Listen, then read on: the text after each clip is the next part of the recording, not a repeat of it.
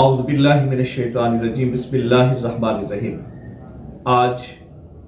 امام الائمہ سراج الائمہ جناب سیدنا امام اعظم ابو حنیفہ رحمۃ اللہ تعالی علیہ کا عرس مبارک، تو اسی حوالے سے میں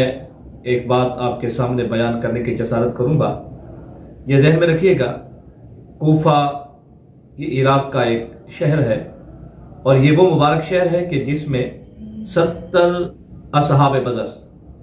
اور بیعت رضوان میں شریک 300 صحابہ کرام نے شرف قیام اس کو بخشا۔ آسمان ہدایت کے ان چمکتے دمکتے ستاروں نے کوفہ کو علم و عرفان کا عظیم مرکز بنایا۔ اسی اہمیت کے پیش نظر اسی شہر کوفہ کو کنز الایمان یعنی ایمان کا خزانہ اور قبۃ الاسلام اسلام کی نشانی جیسے عظیم القابات سے نوازا گیا۔ اور یہ بھی ذہن میں رکھیں کہ جب امام اعظم ابو حنیفہ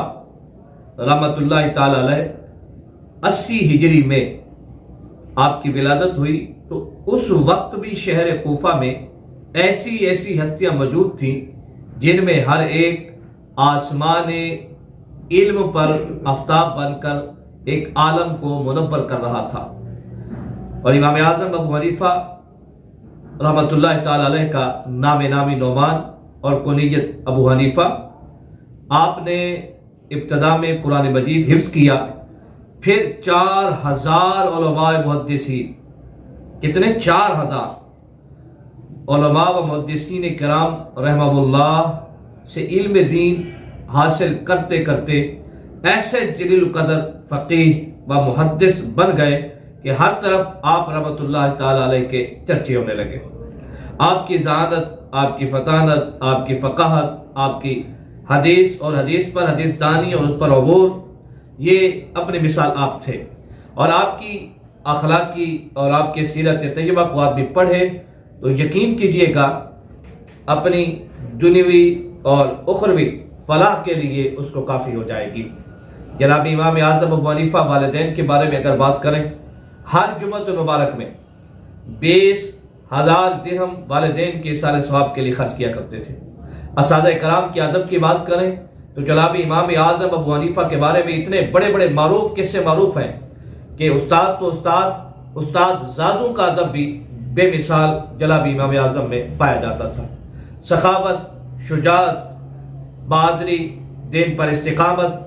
اور دین اسلام کے احکام کی پابندی، اور یہ امام اعظم ابو حنیفہ رحمۃ اللہ تعالی علیہ پر ختم تھی۔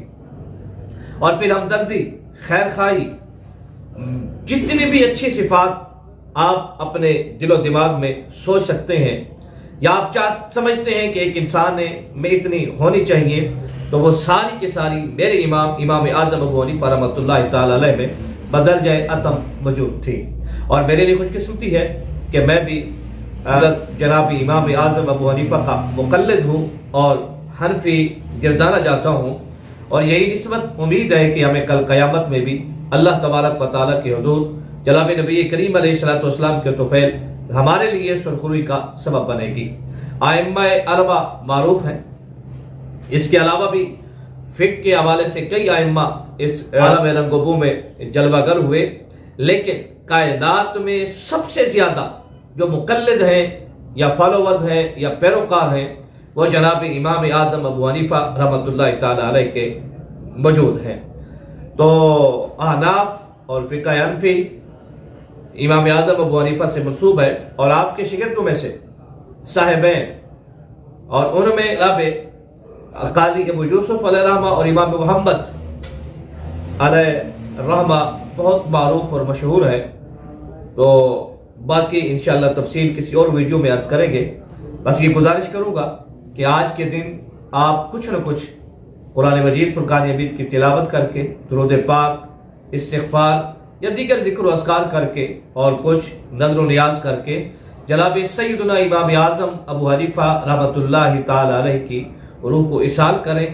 اس کی برکت سے اللہ تبارک و تعالیٰ آپ کے رزق میں، مال میں، اولاد میں، عمر میں، وقت میں ضرور برکتیں عطا فرمائے گا۔ آمین بجاہ النبی الامین.